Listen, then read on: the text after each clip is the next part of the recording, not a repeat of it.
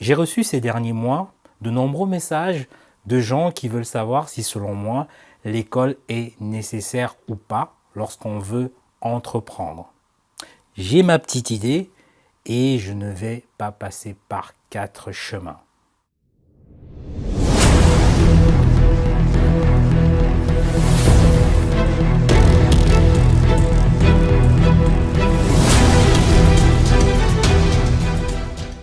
Pour faire tourner ton entreprise, il faut différentes compétences. Si des personnes comme Steve Jobs, qui est l'ancien PDG du groupe Apple, ou bien des personnes comme JC Deco, qui est le fondateur du groupe de publicité JC Deco, avec ses abribus, ses panneaux publicitaires, ou des personnes comme Xavier Niel, du groupe Free, et même Photo Victor, du grand groupe Photo Victor au Cameroun. Donc si des gens comme eux, qui n'ont pas de gros diplômes, ont pourtant lancé des groupes internationaux, cela signifie simplement que l'entrepreneuriat fait appel à d'autres types d'intelligence qui n'ont rien à voir avec la connaissance scolaire ou la connaissance, on va dire, académique. Donc, je t'invite à suivre attentivement cette vidéo jusqu'au bout où je vais te dire pourquoi beaucoup réussissent dans l'entrepreneuriat sans même avoir de diplôme. L'objectif est de te faire comprendre que peu importe ton niveau scolaire, l'entrepreneuriat est largement à ta portée. Et surtout qu'il ne faut avoir aucun complexe vis-à-vis de ceux qui ont de gros diplômes, ou bien de ceux qu'on appelle généralement des longs crayons. C'est ce qu'on dit généralement au Cameroun. Donc, qui suis-je pour te dire ça? Je suis Bertrand Nouadj et sur cette chaîne, je parle business, je parle entrepreneuriat, mais surtout, je parle des stratégies de vente par email marketing.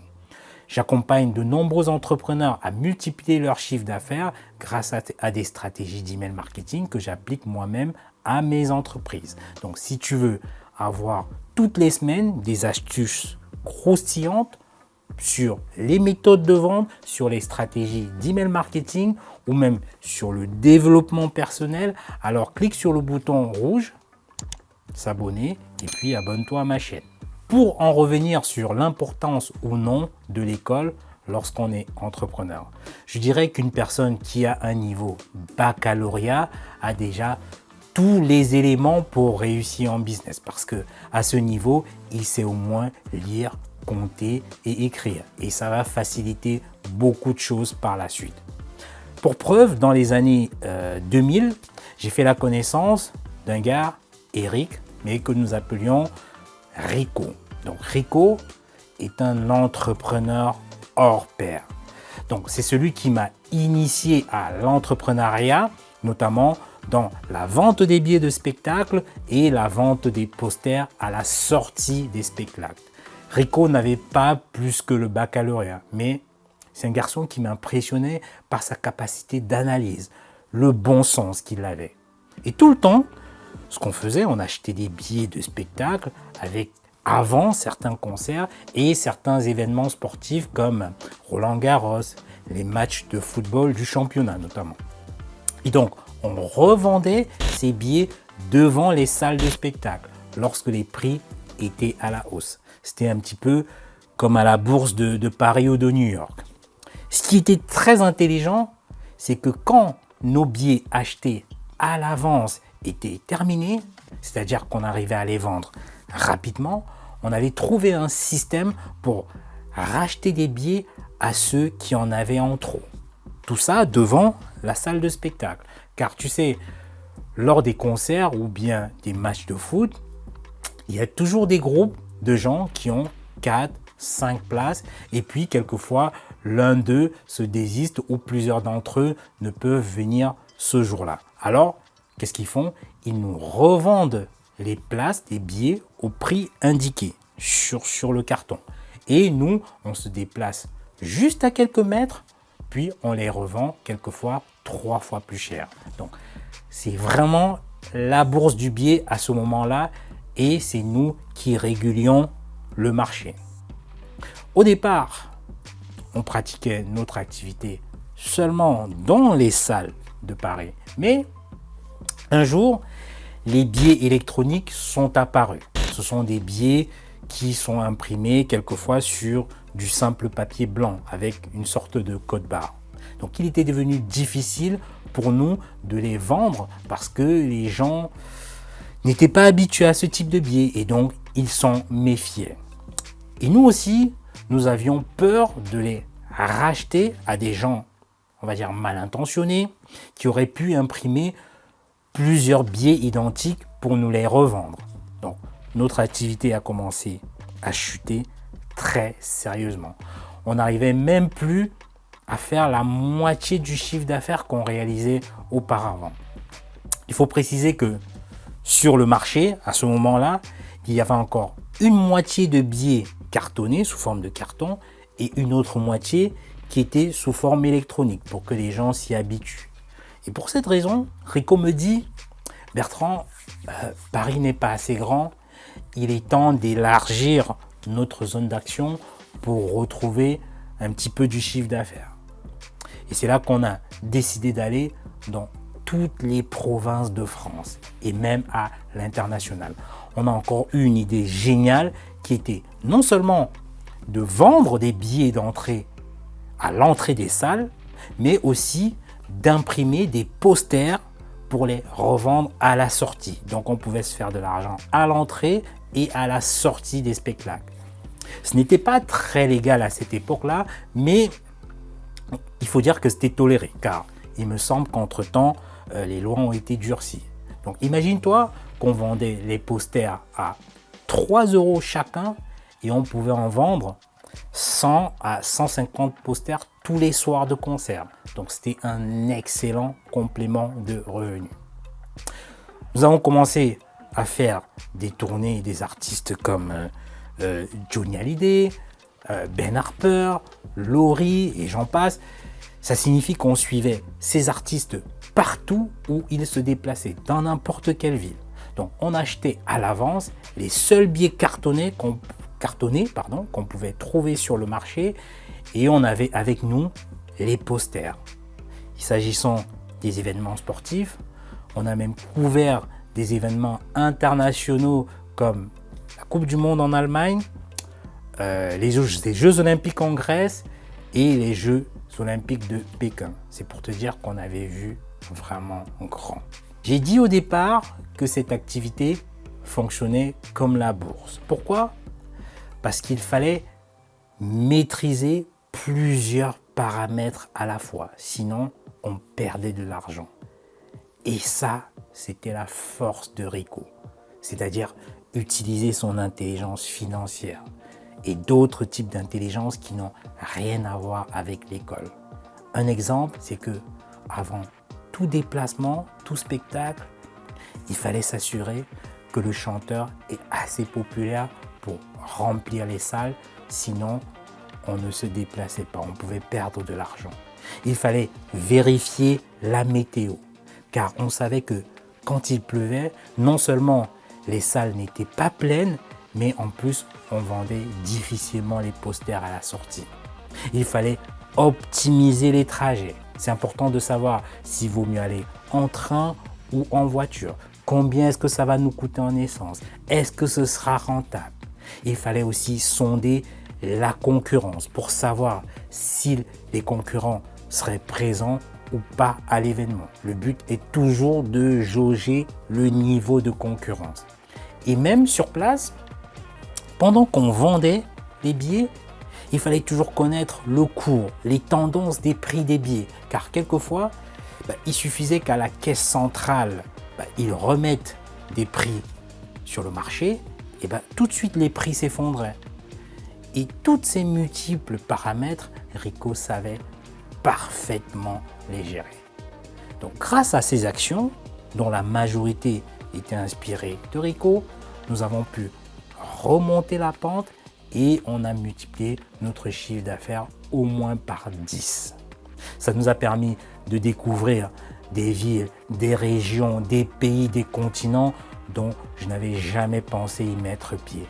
Et grâce à cela encore, j'ai pu financer toutes mes études car je rappelle que j'étais encore étudiant à cette époque-là.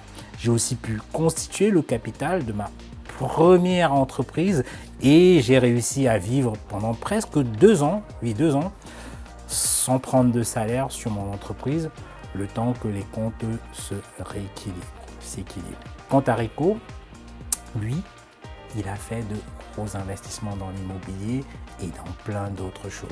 Pourtant, ce n'était pas le plus doué à l'école. Ce que je veux que tu retiennes, c'est que être diplômé ne signifie pas être intelligent. L'intelligence, pour moi, c'est la capacité à résoudre des problèmes ou bien à produire des biens. Le reste n'a aucune importance. Si le diplôme était synonyme d'intelligence, tous les diplômés de Polytechnique, de HEC seraient de grands entrepreneurs. Mais non, ce ne sont pas de grands entrepreneurs. Ce sont des gens qu'on a souvent mis à la tête de grandes entreprises qui fonctionnaient déjà et dont il fallait gérer, manager. Donc, ils n'ont rien créé d'eux-mêmes, rien du tout. Je suis des fois étonné de voir des personnes qui pensent que parce qu'ils ont des bacs ils sont supérieurs aux autres. Non, non. Pour moi, je vous ai dit, je vais être cru. Pour moi, c'est des perroquets. Ils ne savent que regurgiter fidèlement les infos qu'on leur a fait avaler. Et Howard Gardner, dans son livre qui s'intitule « Les intelligences multiples », me donne totalement raison. Car comme moi, il démontre que l'individu est détenteur d'un éventail large d'aptitudes. Notamment, on a ce qu'on appelle l'intelligence musicale. Il y a des gens, par exemple, qui sont biologiquement prédisposés pour la musique, comme Mozart, comme Richard Bona au Cameroun, comme Salif Keita au Mali, comme Youssou N'Dour du Sénégal. C'est des gens qui souvent n'ont pas fait des écoles de musique, mais ils sont doués d'une intelligence musicale hors pair. On a également ce qu'on appelle l'intelligence kinesthésique. On voit des personnes comme Roger Federer, Samuel Eto'o, Zinedine Zidane, qui sont des personnes qui ont cette capacité à se mouvoir dans l'espace, à anticiper les coups. Ça ne veut pas dire qu'ils n'ont pas d'autres intelligences, mais c'est leur intelligence principale. On a également ce qu'on appelle en 3 l'intelligence logico-mathématique. Tout le monde connaît Albert Einstein, dont la résolution de problèmes mathématiques était juste intuitive. On a la 4e chose qui est l'intelligence langagière. Ce sont les gens qui ont cette facilité à l'écrit, à l'oral. Beaucoup d'hommes politiques, par exemple, comme Barack Obama, sont vraiment des références dans la matière. Et en 5, on a ce qu'on appelle l'intelligence spatiale. Des artistes comme Barthélemy Togo du Cameroun, des peintres comme Picasso, réalisent souvent des dessins avec une grande exactitude. On a en 6 ce qu'on appelle l'intelligence interpersonnelle. C'est vraiment la capacité à comprendre l'autre, à comprendre les situations, et on les retrouve chez des grands leaders comme Martin Luther King. On les retrouve aussi chez certains grands entrepreneurs. On a également ce qu'on appelle l'intelligence intrapersonnelle. C'est la capacité à se comprendre soi-même, à maîtriser ses émotions. Le Dalai Lama, par exemple, en est un vrai exemple. Et beaucoup d'autres entrepreneurs savent justement l'avoir, savent gérer leurs émotions. Et en dernier, on a ce qu'on appelle l'intelligence financière. C'est cette capacité à faire plus d'argent avec peu au départ.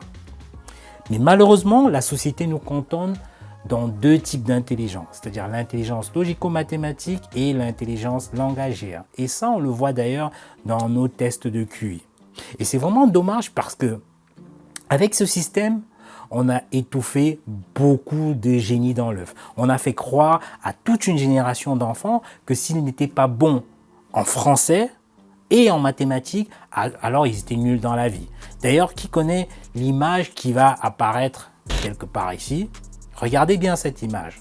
Dans cette image, on demande à un singe, à un poisson, à un éléphant et d'autres animaux de grimper le même arbre.